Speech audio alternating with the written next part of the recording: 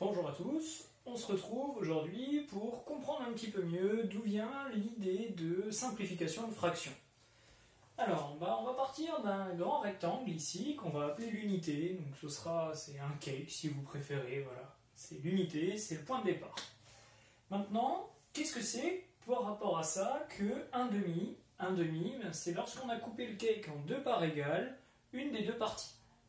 Donc si je coupe en 2, j'ai 1/2, si je coupe en 3, j'ai 1/3, 1/4, ainsi. Alors on va voir que certains sont liés et on va comprendre que certaines fractions en fait sont plus que liées, sont même égales.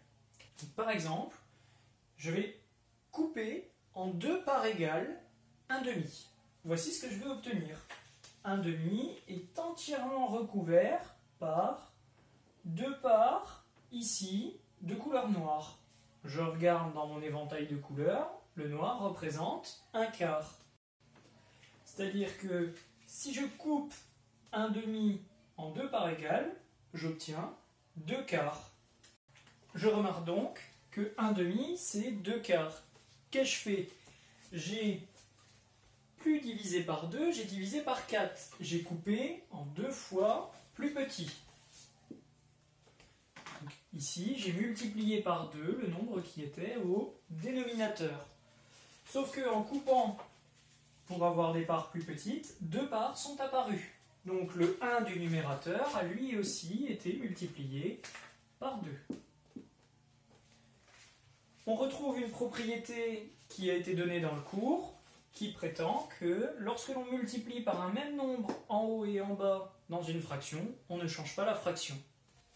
On peut maintenant faire le problème inverse. Là, j'ai 4/12.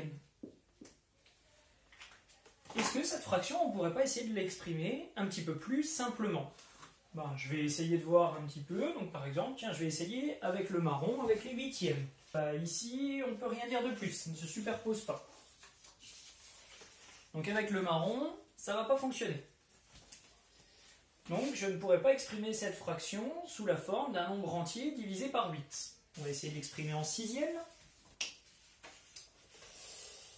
Ah, ici ça a l'air de fonctionner plutôt bien. Je vois que ma figure est entièrement superposée. 4/12, c'est pareil que 2 bandes jaunes, donc c'est pareil ici que 2/6. Ici on dit que j'ai simplifié ma fraction. Est-ce qu'on ne pourrait pas avoir encore plus simple? En fait, mes 4/12 représente exactement une bande fuchsia. Mais 4/12 représente exactement 4/12, c'est pareil que 1/3, ce qu'on lit 1/3. Ici, 4/12, 4, c'est en fait 4 fois 1. 12, c'est 4 fois 3. Et je vais faire le contraire, je vais aller dans l'autre sens. Ici, je vais supprimer, donc je vais simplifier, je vais aller au plus simple. Si je raye les 4, que reste-t-il? Il reste en fait 1/3. Je remarque que 4/12 est bien égal à 1/3.